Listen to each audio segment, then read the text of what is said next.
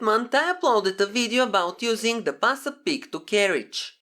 The Picto carriage is used for knitting intarsia and it's not possible to make a cast-on using it. Last year I showed you how to make a cast-on rug, and today I will show you how to start knitting using the Picto carriage, so you will be able to make a single bed cast-on that can be gathered at the end. The racking handle is in its lowest position and the machine is prepared to be used with the Picto carriage. I will use only a small portion of needles for the demonstration, but I have installed all of the front bed covers. To begin, I will raise a total of 40 needles on the back bed, 20 to the left and 20 to the right of the center.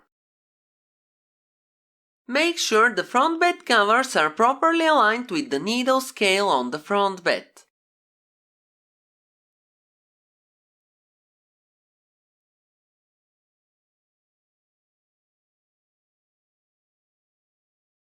Put the needles in working position and place the edge springs on the last working ones. Make sure the latches of the last working needles are closed. Now use the orange ruler and arrange the needles in a 1-to-1 division as shown in the video. Then move the left edge spring to the last working needle. Now arrange the needles in a 1-to-1 division again, starting from the second needle on the left. You must have one working needle followed by 3 out of work. Now move the right edge spring on the last working needle. You can see the working needles up close. You may already have noticed that the technique I'm using now is the same as for the quick and dirty cast-on I showed you last year. At this point you have to take your cast-on rug and hang it in the hooks of the working needles. You don't need to rehang the stitches accurately, so this won't take you a lot of time. Please don't forget to support me by liking and sharing the video.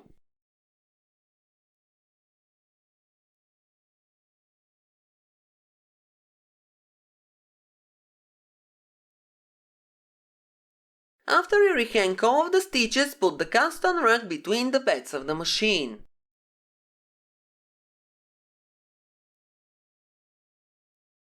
At this step you have to attach several weights to the cast-on rug.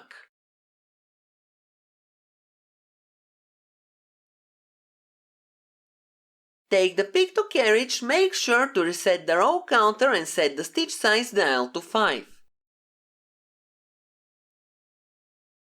Then put the carriage at left on the knitting.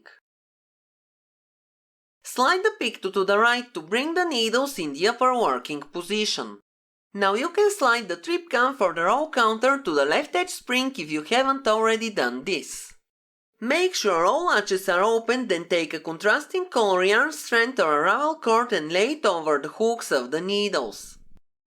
Use a clip to weigh down the shorter end of the yarn strand. Hold the yarn with your other hand, then slide the Picto to the left to knit the first row. It should look like this. Now there are 2 ways to continue. The first one is to knit one additional row using the waste yarn, or you can take the Picto carriage and move it to the right side of the knitting. Cut the waste yarn and put the tail between the beds of the machine. Now set the stitch size to 3.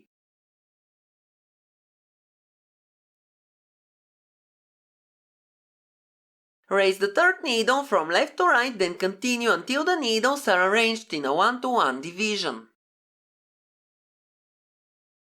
You can use the orange ruler to raise the needles as shown in the video.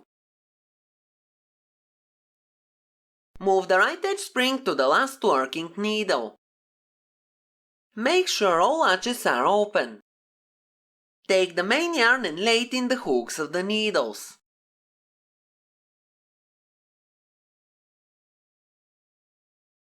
Use a clip to weigh down the shorter end. Then hold the yarn strand with your other hand and knit one row.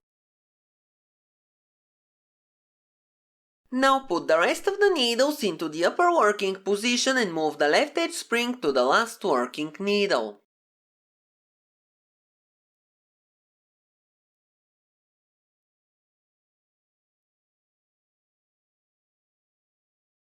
Make sure all latches are open, then lay the yarn in the hooks of the needles for the second row. Set the stitch size to the main stitch size for knitting the garment, hold the yarn strength and knit the second row.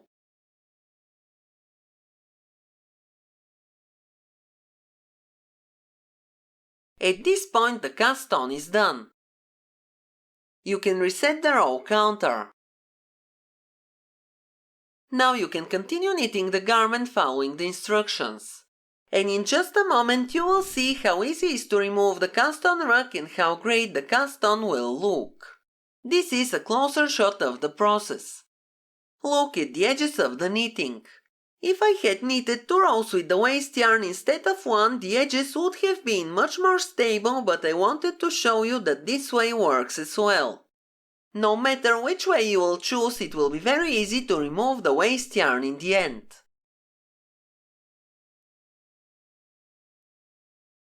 Now you can see the final result.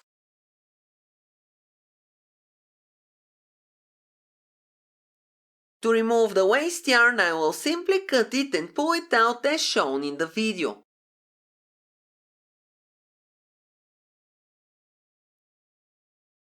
Even if you knit 2 rows with the waste yarn, you will be able to remove it just as easily.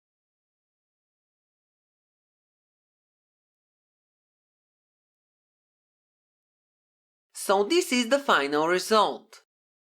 I didn't realize that it would be hard to show you the result if using a black yarn. If there are some loops at the bottom of the piece, you can gently pull the cast-on tail to fix them.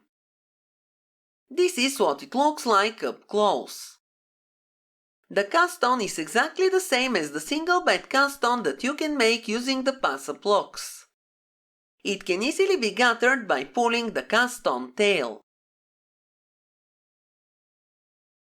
Tell me, do you know of any other methods to make a cast-on using the Picto carriage?